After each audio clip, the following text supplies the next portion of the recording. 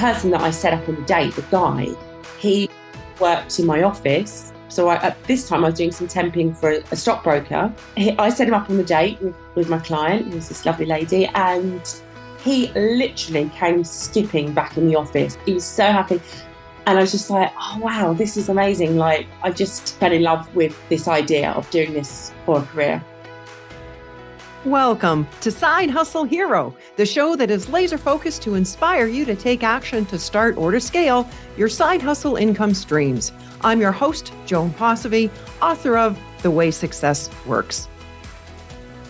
Are you that person in your friend group who likes to play matchmaker? Or maybe you know someone who does. Siobhan Copland had been matchmaking as a side hustle until one day, while still working in the corporate space, she was fired. Her then boss advised, Siobhan, don't go get another job. Instead, go build your business. And with that, Siobhan set out to grow what is now her six-figure business, Cupid in the City. Dive into today's episode for insights into what you can expect to earn as a matchmaker, where to find clients, and if you're looking for love, why dealing with a respected matchmaking service is such a completely different experience than swiping right or left on a dating app. Now here is my conversation with the London, UK-based founder of an award-winning dating agency, Siobhan Copland. Well, welcome, Siobhan. Thank you, Joan. Thanks for having me. Well, although you're now running your six-figure matchmaking service, I understand in your earlier days you were working for a company. What type of work were you doing? That's right. Yeah. When I started, I was actually working as an office manager for an architect firm, 40-hour week. Why did you start adding on a side hustle or two? You know, I've always, since I left school, I always had it in my mind that I was going to work for myself. I didn't really see myself working for anybody as such, so much so that even when I did go on to further education, it was very much in mind of, I'm going to do this and go and do my own thing. So, for example, I went into beauty school and I decided I was doing that because I wanted to have my own salon, not because I wanted to go and work in a salon. But I feel like I've always had opportunities presented to me and I'm very much a yes person. So when anyone would say to me, oh, I'm looking for someone to do this, could you do it? I'd always be like, yeah, to the point where at one stage, I think I probably had about 4 extra things that I was doing, not always paid, just sometimes just to gain experience. Yes. So actually, at the time that I was working full-time for the architects, I was also writing articles for a new lifestyle publication, which was quite glamorous and fun because they would send me to all of the, again, unpaid, but the perks were great. I'd get to go to all of these like celebrity product launches. They would like send me along. And of course, I'd get a lovely goodie bag at the end. I would get to meet interesting people, get free drinks and food. So that was really fun. So that was what I was doing. And I'd take along some of my colleagues sometimes to these glamorous parties and they loved it. Oh, I bet. Yeah. So, and then the other thing was a friend of mine who's a comedian. He was running these comedy nights. He was looking for a PA and he approached me because I lived out in the Middle East for a couple of years. And when I returned, he actually approached me and said, are you looking for any work when you get back? So I'm looking for a part-time PA. So that's how I landed him. And so I was doing that with him as well as doing the full-time salary job, with the architect firm. Yes. And then he was the one that actually said to me that he'd noticed a lot of the people, like the regulars that were coming to our Sunday comedy show, they were single, right? So yeah.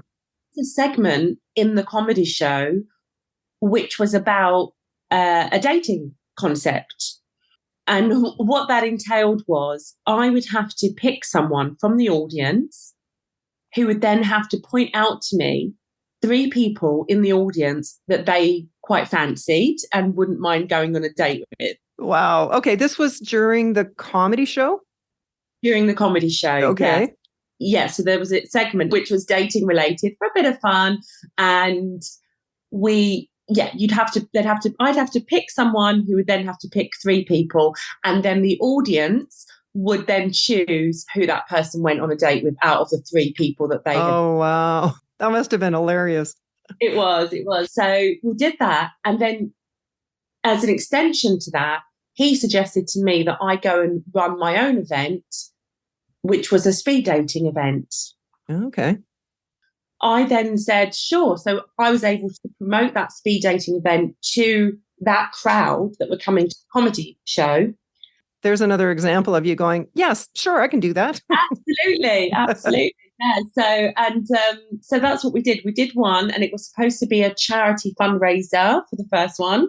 So I wasn't doing it for financial gain. I was actually just doing it for fun and to give to charity. And then after that, we actually got a lot of matches from that first event, and there was quite a lot of buzz around it. So there was demand. So, when am I going to do the next one? And I just sort of continued doing them because people kept asking me to do them. And then I got the idea that I wanted to then launch an online dating platform. So I actually did launch an online dating site called Catch Me Cupid. Catch Me Cupid, nice. Yeah, that was in 2009 or 10, I want to say.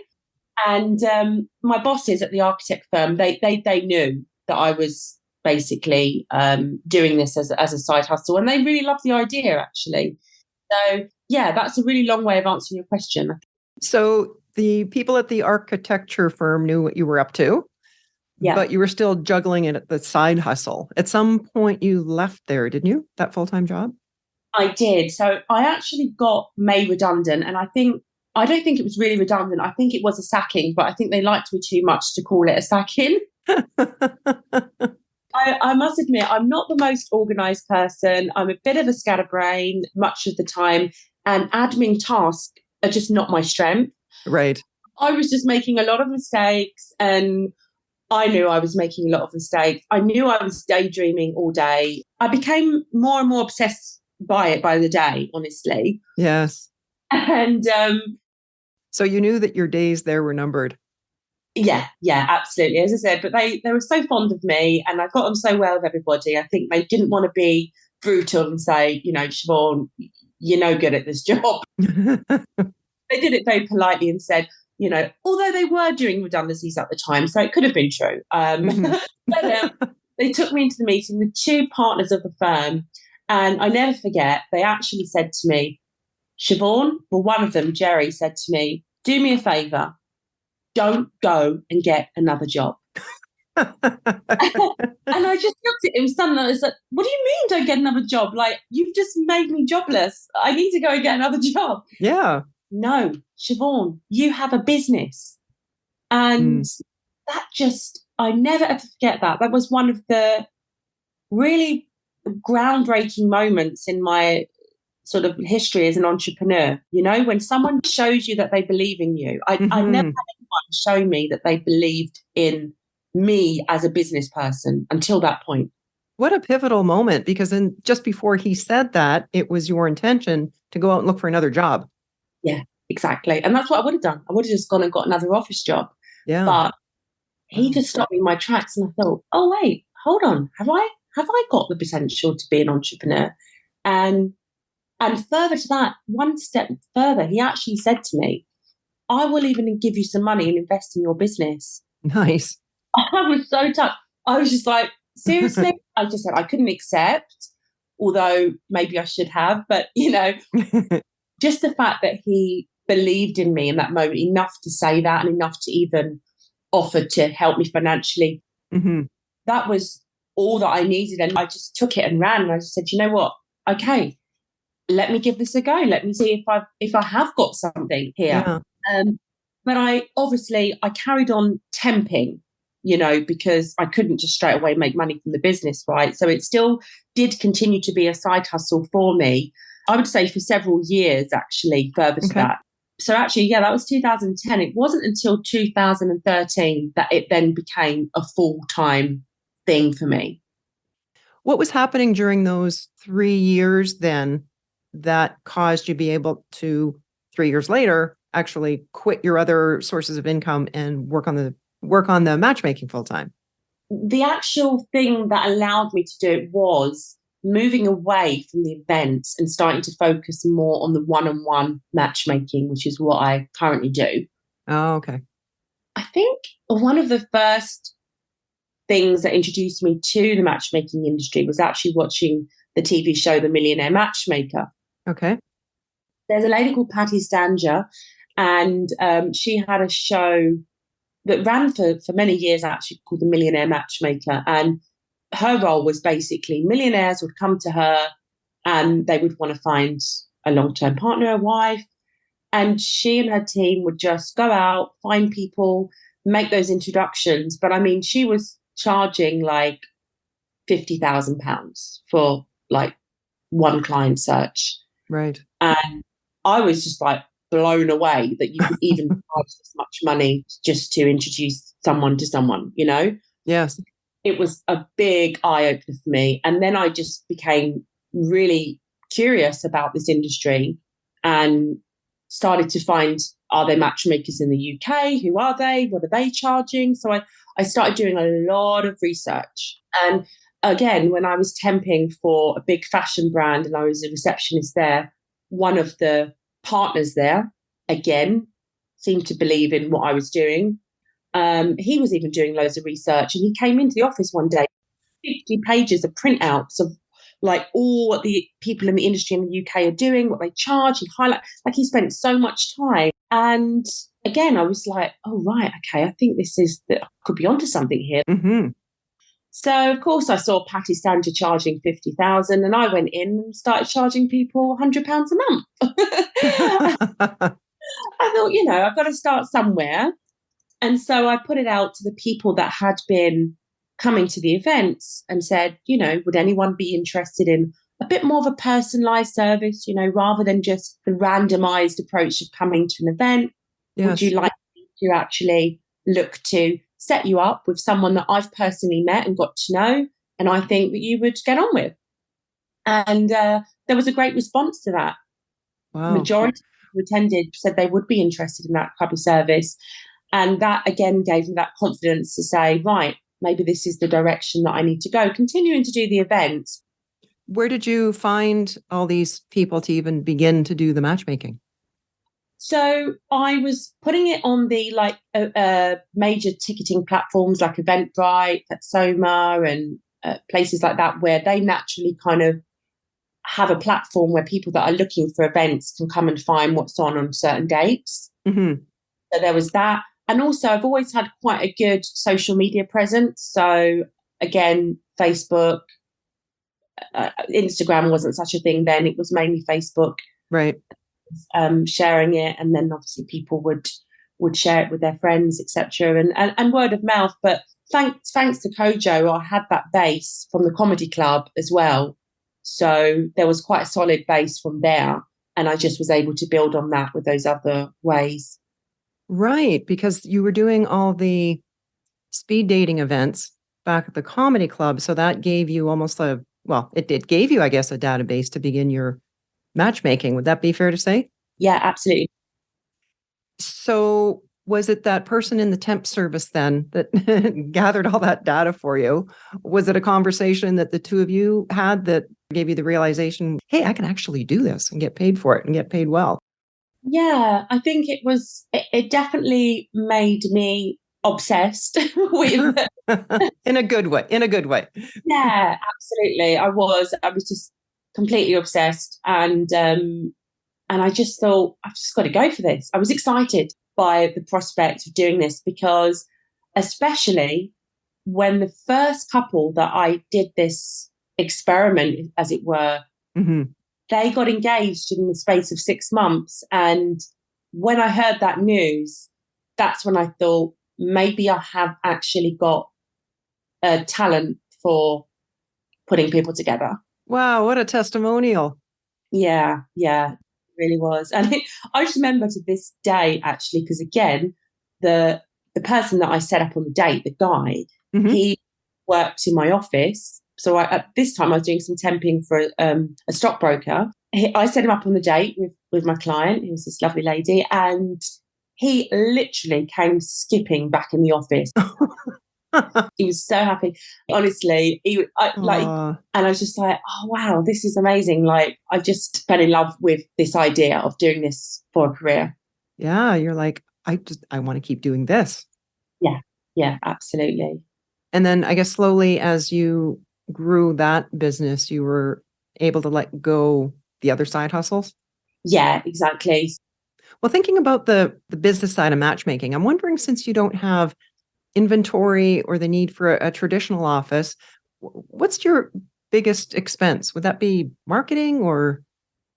Good question. I have had offices, and I don't currently have an office. We are looking into getting one again, just because it's quite nice to have a base and, this one place for people to go. But I also do quite enjoy being invited to nice places and meeting them there. So yes. But yes, the main expenses that I would have at this point is obviously, we use like a database management system, so we pay for that. Obviously, website costs, we need to have a website. A lot of it also goes, so I pay commission to people who refer clients to me as well. Okay. That's quite a big cost. And we do include professional photos of all of our memberships as well. Also do pay a professional profile writer to write up their profile. And also, where I have collaborations with other matchmakers, what we do is we do pay each other for matches as well. So if I've got a client and I don't have anyone in my database to match them with, but another matchmaker does, then I pay them to get access to that person to make that match. Oh, that's great. I never thought of that, working with other matchmakers. Yeah. It's become a lot more of a collaborative industry than it did when I first started. Okay. When I first started, everybody was very secretive. It was a lot of, I felt, smoke and mirrors, but now there's a lot more transparency and a lot more collaboration happening. Well, that's great, because I mean, it sounds like it would be like really a win-win-win for the clients and for both your companies. Exactly. Yeah, absolutely. Well, you mentioned the database. So when someone signs up to be your client, do you check them out, like background checks, to verify that they are who they say they are and that they are indeed maybe single or divorced? Like, how does that work? Yeah, absolutely. So we do vetting, as it were. And I think that is one of the advantages, really. Okay. Because we are vetting them. Here's so many horror stories with the online dating space, especially, I mean, just a couple of days ago, I spoke to a lady who had been scammed out of like £30,000 from a guy she met online. Oh, no. It's quite astonishing how women particularly can get really emotionally invested in, an interaction with someone, form a relationship without even, meeting, because it's like, all this talk, this daily conversation, daily messages and all that. Whereas, we get straight to the date. So we don't do all this, even once we've checked them out, we've vetted them. We don't, like in the UK, you can't do as much background checking as you can in the US. Okay. So we can't really do like the whole criminal checks, because there's not that kind of service here in the UK. But we do check, their employment, like where they work, and check they definitely work there. We do ID from them as well, so we know that that's definitely, their name and the right date of birth. And yes, so we are limited to a degree. But I think one of the things is, if a guy is going to come to a matchmaker and be essentially like interviewed, I think someone who's not got honest intentions would kind of avoid that. They would rather kind of find an easier route to meeting someone. Whereas with us, you've kind of got to jump through a few hoops before you get on a date, Yeah, that's almost like the first level of vetting, the fact that they're showing up at your doorstep. Yeah, exactly. Yeah, thankfully, touch wood, in all the years I've done it, I've not had any bad experiences. Well, I could see how you were able to leverage that database from the events that you were doing, which was brilliant. But now that you no longer have that potential source of new clients, how are you finding new people who are looking for love? Yeah, good question, which is what all my potential clients ask me as well. So, we do still occasionally do the events, but yeah, we no longer rely upon that, quite rightly, as you said, for the database. Mm-hmm. A lot of it has now become word of mouth, which is really nice. So, when we have actually matched someone, they usually always have a few friends or family members that are also single. And as a trusted service, they do refer us. We do have other dating coaches that refer people to us as well.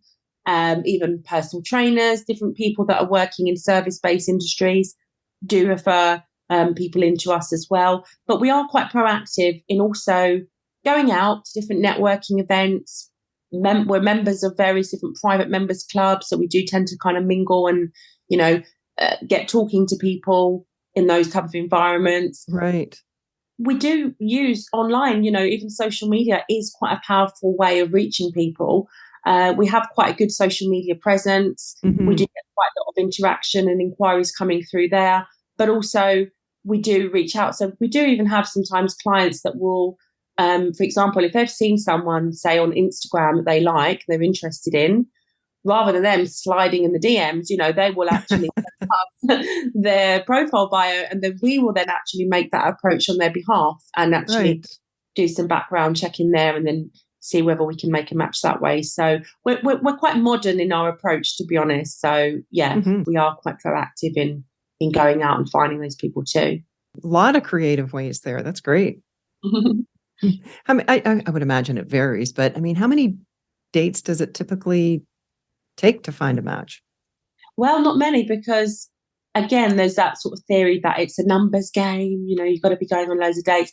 I think, yeah, if you're just randomly meeting people, but if you're going through a matchmaker who is only making that match when there's like an 80% minimum chance that we think this is, compatibility on so many levels, our promise to our clients is actually typically one introduction a month, right? So it's a slower dating process. It's not this fast pace, like get on loads of dates and get matched. Right. My success rate, and as an agency, our success rate is usually we get people matched within 6 introductions. Are most of your clients in the London area? So we are predominantly London based, and most of them are in London, but we have actually got some international clients as well. So I do a lot of collaborations with the US market. So we do have clients in America at the moment as well. That's where we do get quite a lot of inquiries. We have been getting some more inquiries from the Middle East as well, actually, in Dubai. So I used to live out there, so I've got a network out there anyway. But yeah, so again, because we use online, we can match anyone pretty much anywhere in the world. It just means that the fee might be higher because we'll have to do more headhunting. Sure. Yeah, that makes sense. Did you want to talk about your fees, like what you charge? So currently, as I said, started off £100 a month. It's no longer that. Right. Minimum fee now is £5,500, and it goes up to £10,000 at the moment. We take memberships for either 6 months or a year. So yeah, it's all up front, and there's no extra hidden fees like once you're matched or anything. So, and our fees, just to give you context, are considered mid-market. I mean, as I mentioned earlier, there's some of my collaborators, they charge sort of, sometimes as much as 100,000, which I don't know if I'm brave enough to ever charge that much, but I got to check back with you in 5 years. Yeah. or less. But as you mentioned before too, that also includes, as you said, no hidden fees. It would also include the photography and I'm not sure if you would use the word copywriting, but writing about this person. Yeah, absolutely. And also coaching. So that's an important aspect. I actually spent about £10,000 in the past 2 years getting myself certified as a relationship coach, specifically actually aimed at a lot of it is around feminine energy work. So that's where I work with women who are, high achieving women who are usually very much working from their masculine energy, but they're struggling to maybe get into a relationship long term. So one of the real game changers there is actually getting back into your feminine energy. So that's something that is also part of the membership. And actually, again, the coaches that work in that space and who were mentored by my mentor, they're charging what we charge for the matchmaking coaching, just for the coaching, actually. Just for coaching, yeah. Yeah. You're coaching them to bring out their feminine self, but still maintain that seat of power.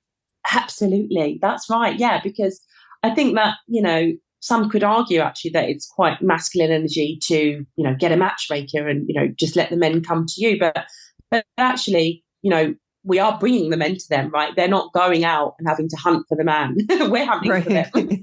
You're the one that's the skilled hunter. Yeah, absolutely. I'm the lioness. Yeah. Well, I was going to ask you what the kind of a day in the life of a matchmaker would look like, but I would imagine it would vary quite a bit day to day. Yeah, I mean, typically it would be, getting up, obviously checking emails. I check my emails a lot. Sure. And see if there's any, feedback perhaps that's come from a date, and anyone that's booked a call in for a prospect, if they want to talk about the opportunity of becoming a matchmaking client. Application forms that have been received from people that want to join the database, going through them, getting back to them, booking in calls with prospective matches with clients. So doing a lot of stuff on Zoom as well, FaceTime, face-to-face meetings. So I don't tend to meet the database free members in person. You tend to just do a video call with them. Sure. And, and obviously they're filling a profile and stuff. But with the actual clients, and obviously it's important to meet them in person. So yes. And also, of course, just liaising with the rest of my team. So now I've got like 4 people that work with me. And so there's a lot of kind of, we do a lot of stuff over WhatsApp, actually. We tend to voice note each other a lot during the day. And so we're not actually working in an office space together, but, we're all working remotely, but a lot of communication throughout the day. Are those for contractors that have like in different areas of expertise? At the moment, I've got someone who does like our operations, and she's doing like obviously all the contract stuff and, responding to inquiries, setting up calls in my diary. And then I've got someone who is more so on the coaching side, but also doing headhunting. Then I've got my main sort of matchmaker, because I don't do as much the matchmaking anymore myself. I'm kind of like, I oversee it, but I'm not really doing actually as much of the headhunting as I used to. So actually I've got 2 main matchmakers, a headhunter, the operations person. Then I have someone who does the marketing, the social media stuff as well. So actually there's 5 main people. And then the others, I have other dating coaches that I do some work with, the photographers obviously as well, and Sure. the profile writer as well. Yeah. So it's you've gathered quite the team there. Yeah. So I guess, there's 8 people that regularly I'm sort of working with. Yeah. Well, what's been your biggest surprise in the business? Like in terms of either the business itself or the clients? I'm always surprised when someone comes with what I consider to be unrealistic expectations when it comes to what they want me to find for them. That's always, I had one of those today, and and sometimes a bit like, oh gosh, I can't take on everybody, know. So when somebody does come with me with this, Christmas list of what they want, and it seems, it doesn't seem like this person's kind of willing to compromise on anything, right? I think that's surprising when I do meet people who are just so set. I mean, for example, somebody the other day, she's 49 and she only date up to 50. And it's like, you're 49, you're turning 50. How is it there's no wiggle room to date someone who's even 55, No, I'll go 40 to 50. And it's like, but these 40-year-old guys probably some of them haven't had children yet. They still want to have a family. So they're not going to do that with a 50-year-old, right? Those kind of conversations that I have, I don't know if that's a business thing, but it is really, because it's part of my business, people's demands. And, sometimes, unfortunately, I have to sort of say that it's frustrating, because when I have situations like that, I want to help these people. Yes. Same woman that was scammed out of £30,000. I'm thinking, right, you've had a really bad time. I'd really like to show you the light, but it's really hard for me to do when you're adamant that, you can't consider someone who's even 2 years older than you, or exactly. I'm not going to sell a membership to someone who is going to be a problem for the team, right? Exactly. Yeah. Because, and again, they're always very stunned that I'm so selective, and they go, "Oh, but I don't want to lose you money." And I say, "But no, honestly, I'm not going to give you this person because they're going to be too much of a problem. Like, we're just going to tell them no." And they, oh well, because again, in business, the idea is just to get the money, but for me, it's really not about that. And that's why it's taken me 10 years to get to a 6-figure business. I see people doing this. Many agencies started in lockdown 2020, 21. They're all boasting all over the internet that they're making 6 figures now. Well, that's great that you've managed to scale up in this short space of time. But for most of us, it actually is a long journey to get there. Yes. Well, and you want to build number one, you want to be able to look at yourself in the mirror and be really happy with what you're doing in life. Yeah. And to build a business on testimonials is wonderful when you're not going to get that if you're just getting people out just to grab a buck, Exactly. Yeah. It's important to have integrity. For me, it's very important to be an honest business person. And, there's been many a times when I've just said to people, look, just take the money back. I'm sorry. I've tried.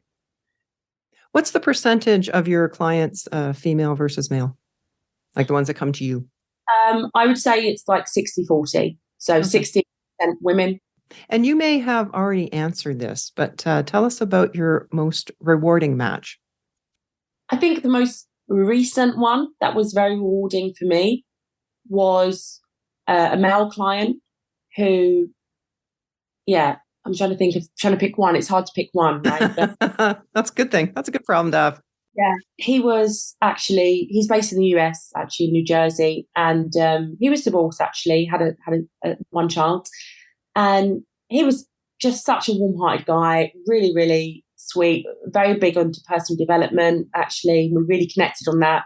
Very spiritual, very charitable, very successful businessman, modest and just generous and kind. And he was having a real hard time finding someone because he was so busy with work. He didn't really have time to be sitting on the apps. And again, you see, these apps is so superficial because the one thing about him was he was a little on the short side. And, when they go on the apps, everyone seems to set their filters to 6 foot plus or, 5 poor guy, he didn't get a look in, just simply because of the filters. Yes. Women are probably going and they're going, don't want a man that's divorced, don't want a man with a child, don't want a short man, Yes. But I tell you, this man, what he had going for him just, outweighed all of that, as I said, just incredible. And I was headhunting for him because, again, I didn't really have a database of women in New Jersey. So I had to start from scratch for him. And I was looking, and I think he was getting a bit disheartened. We got to maybe month 4, month 5 into the process, and he was kind of like, gosh, is this going to happen? Are we going to find this person? And I actually did collaborate with another matchmaker that sent me a bunch of profiles, maybe 15 profiles. I shortlisted down to just one person who again, I'm very intuitive. So even just looking at a photograph of someone, I just pop on their energy, and I just really liked her from the profile. And so we did a video call and all went well. And what happened, I think it was just a really interesting one because they were both in Mexico going on holiday, but they were going to different parts of Mexico. And so I got a date set up so they could actually meet their first date in the middle of where they both were in Mexico. So they happened to be in Mexico at the same time. Yeah, but different parts. Right. But that wasn't pre-planned. They just happened to be there. Yeah. It was nice. Really, I love the synchronicity of it.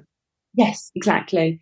So they had their first date in Mexico, and he just said to me, she's beautiful, but she just got a beautiful spirit, and she said exactly the same thing, when she came out, she said, he's so handsome, but I love his spirit. And I was like, the fact they both said exactly the same thing. Wow. And they both said we really connected on the personal development side of things.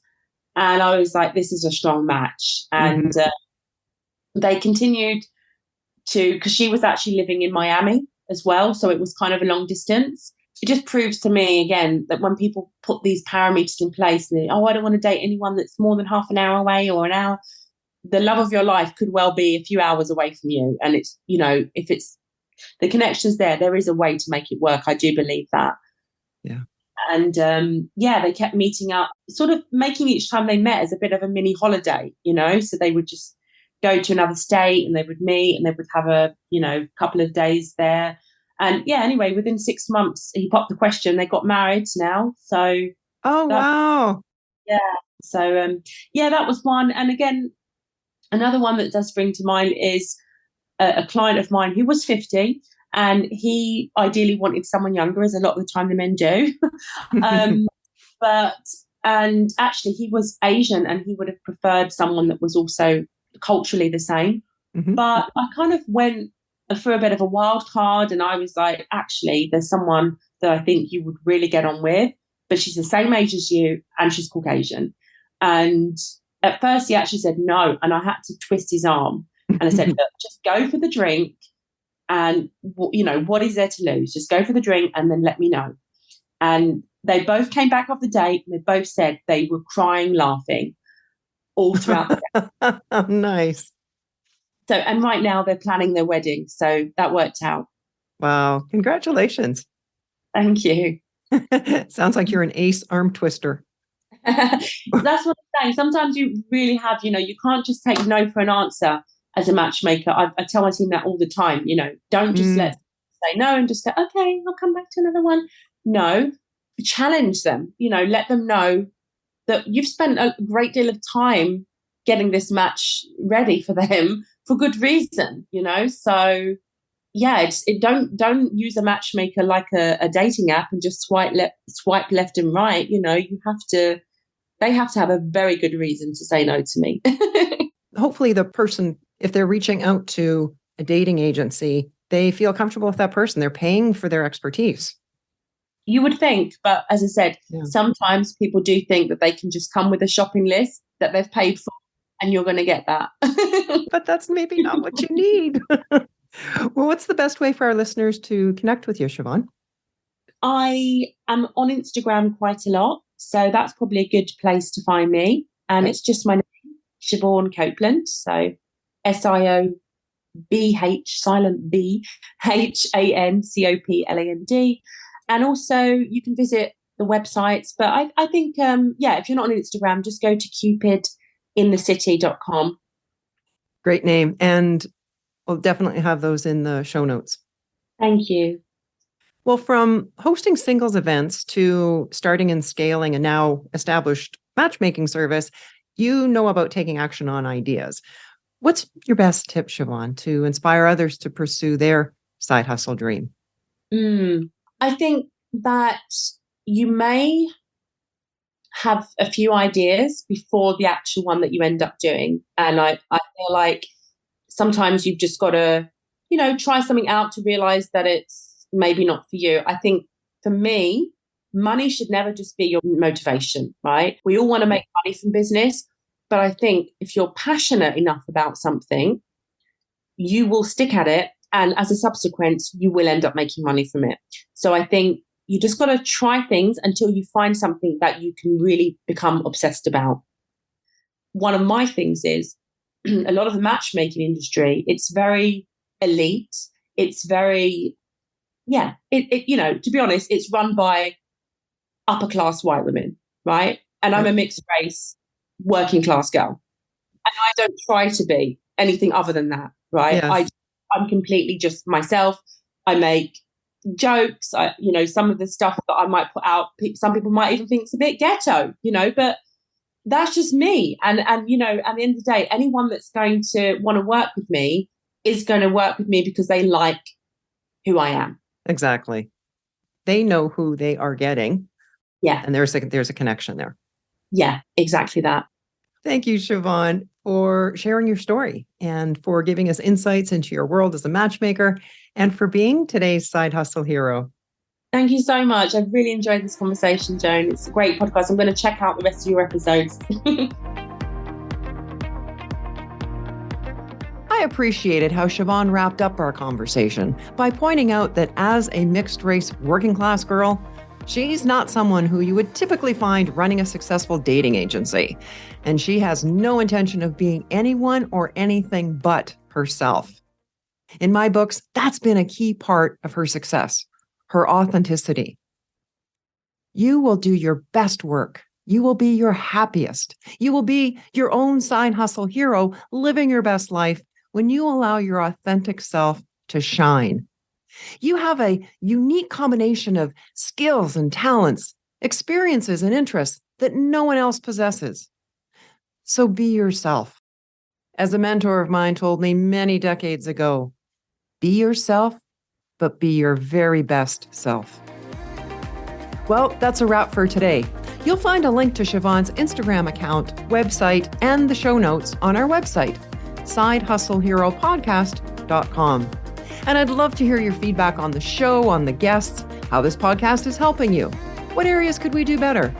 Shoot me an email message to hello@joanposivy.com or by DM on Instagram @JoanPosivy. Thanks for listening, and hustle on.